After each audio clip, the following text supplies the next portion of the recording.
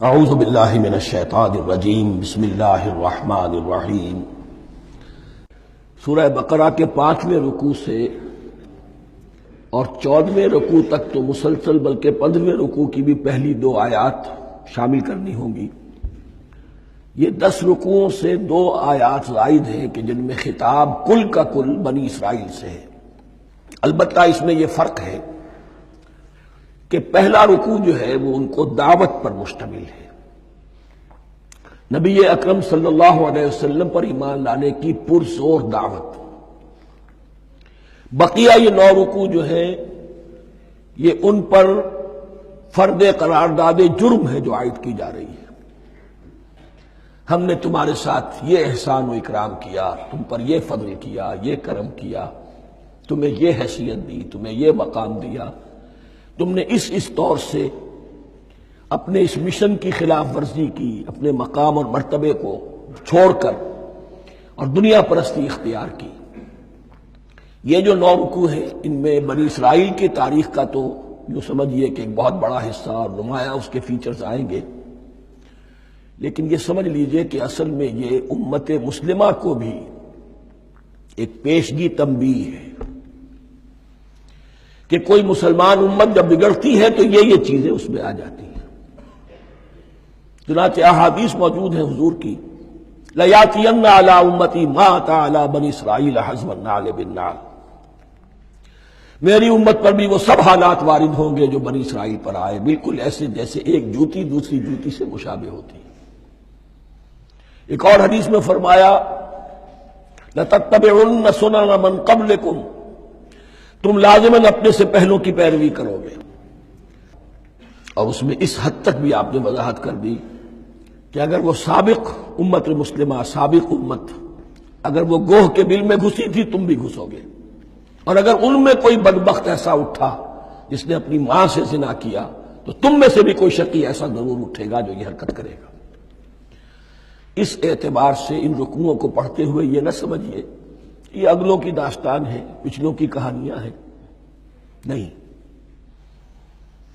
خوش طرح باشد کے سر دل براں، گفت آیت در حدیث دیگراں، یہ ہمارے لیے ایک آئینہ ہے اور ہمیں ہر مرحلے پر سوچنا ہوگا، دروبینی کرنی ہوگی، انٹروسپیکشن، کہ کہیں اسی گمراہی میں ہم مبتلا تو نہیں۔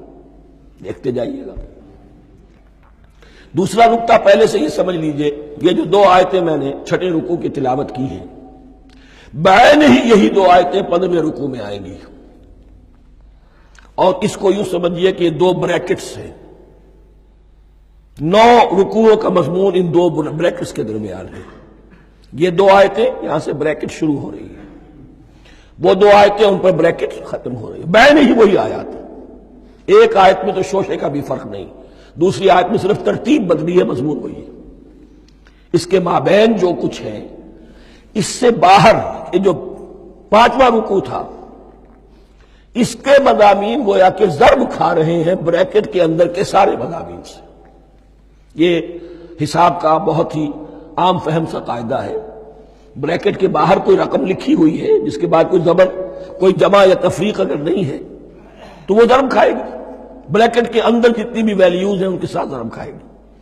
تو گویا کہ ہر قدم پر حضور پر دعوت، ایمان لانے کی دعوت اس پورے معاملے میں موجود ہے، اس لیے کہ اس میں بعض آیتیں ایسی آ گئی ہیں، ایک زیادہ نمایاں ایک کم نمایاں، جن سے کچھ لوگوں کو بھگالتا ہوا یا کچھ لوگوں نے فتنہ پیدا کیا جان بوجھ کر۔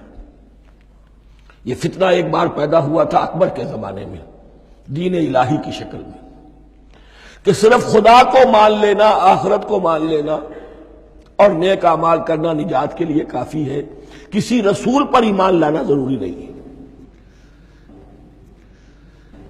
یہ صوفیہ میں بھی یہ فتنہ بہت بڑے پیمانے پر آیا۔ مسجد مندر ہکڑو نور، مسجد میں اور مندر میں ایک ہی نور ہے، سب مذاہب ایک ہی ہے، سارا فرق جو ہے شریعتوں کا ہے، عبادت کے ظاہری شکل کا ہے، وہ ہے رسولوں سے متعلق۔ رسولوں کو بیچ میں سے نکال دیجئے تو یہ دین الہی رہ جائے گا، اللہ کا دین۔ اتنا بڑا فتنہ تھا کہ جب ہندوستان میں سیاسی اعتبار سے، حکومت کے اعتبار سے مسلمانوں کا اقتدار چوٹی پر تھا، کلائمیکس پر، اکبر اعظم۔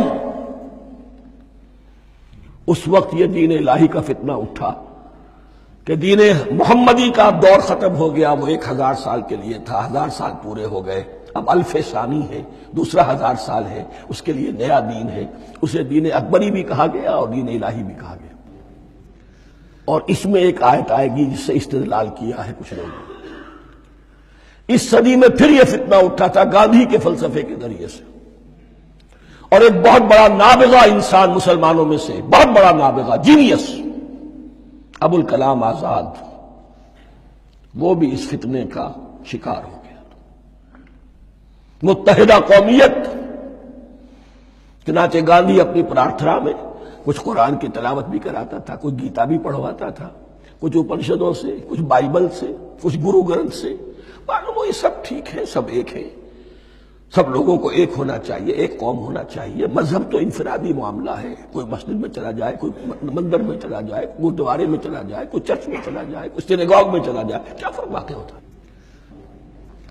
اس کا توڑ یہی ہے کہ سمجھ لیجئے یہ جو 7 آیتیں ہیں 5ویں رکوع کی، یہ ہے بریکٹ کے باہر، اور یہ ضرب کھا رہی ہے مسلسل۔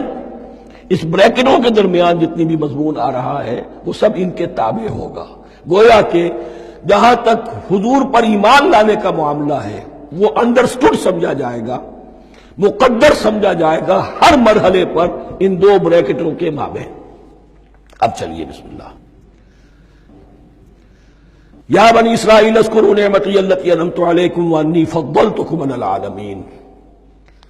اے اسرائیل کی اولاد، یاد کرو میرے اس انعام کو جو تم پر ہوا، اس کی وضاحت میں کر چکا ہوں، لیکن یہاں جو الفاظ آ رہے ہیں بہت زوردار۔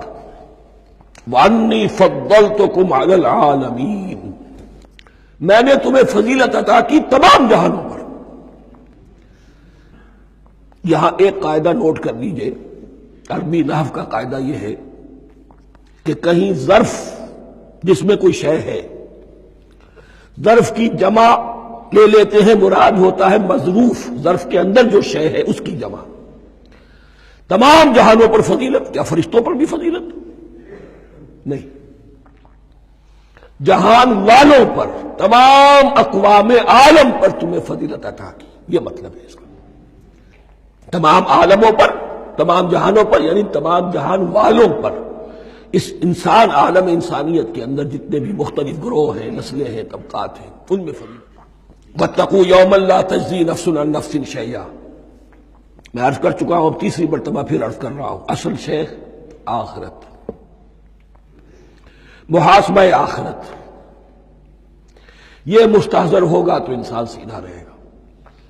اس میں کمزوری آ جائے، ضعف آ جائے تو باقی ایمان باللہ، ایمان بالرسالت، یہ نہ معلوم کیا کیا شکلیں اختیار کر لیں۔ دیکھیے اس آیت کے اندر 4 اعتبارات سے محاسبہ آخرت کا زور ہے۔ وَاتَّقُوا يَوْمًا، ڈرو اس دن سے، لا تجزی نفس عن نفس شیئا، جس دن کوئی جان کسی دوسرے کے کام نہ آ سکے گی۔ وَلَا يُقْبَلُ مِنْهَا شَفَاعَةٌ، اور نہ کسی سے کوئی سفارش یا شفاعت قبول کی جائے گی، کیٹیگوریکل ڈینائل۔ وَلَا يُؤْخَذُ مِنْهَا عَدْلٌ، نہ کسی سے فدیہ قبول کیا جائے گا۔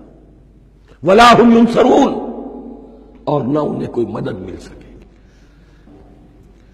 ہم نے طرح طرح کے عقیدے، شفاعت باطلہ کا تصور، اہل عرب سمجھتے تھے ہمیں یہ فرشتے جو ہے خدا کی بیٹیاں ہیں، یہ لات اور منات اور عزا، ہم نے ان کے بت بنا رکھے ہیں، پوچھتے ہیں یہ اپنے ابا جان سے اللہ کی بیٹیاں ہیں نا، لاڈلی بیٹیاں، چھڑا لیں گے ہمارے ہاں بھی تصور ہے اولیاء اللہ چھڑا لیں گے۔ یا شفاعت باطلہ، خود حضور کی شفاعت کے بارے میں جو غلط تصورات ہیں، ایک شفاعت حقہ ہے، اس کی وضاحت کا یہ موقع نہیں ہے، وہ آیت الکرسی پہ جب ہم پہنچیں گے انشاءاللہ تعالیٰ اسی سورہ مبارکہ میں تو اس کی وضاحت بھی ہوگی۔ یہ سارے جو ہم نے جو گھڑ رکھے ہیں خیالات، ان کی نفی اس آیت کے حوالے سے کی۔ وَاتَّقُوا يَوْمًا لَا تَجْزِي نَفْسٌ عَن نَفْسٍ شَيْئًا، کوئی انسان دوسرے انسان کے کام نہیں آ سکتا۔ وَلَا يُقْبَلُ مِنْهَا شَفَاعَةٌ، کسی جان کی طرف سے کوئی سفارش قبول نہیں ہوگی۔ ولا یؤخذ منها عدل، نہ کوئی فدیہ قبول کیا جائے گا، ولا هم ینصرون، نہ انہیں کوئی مدد مل سکے گی۔ صدق اللہ العظیم۔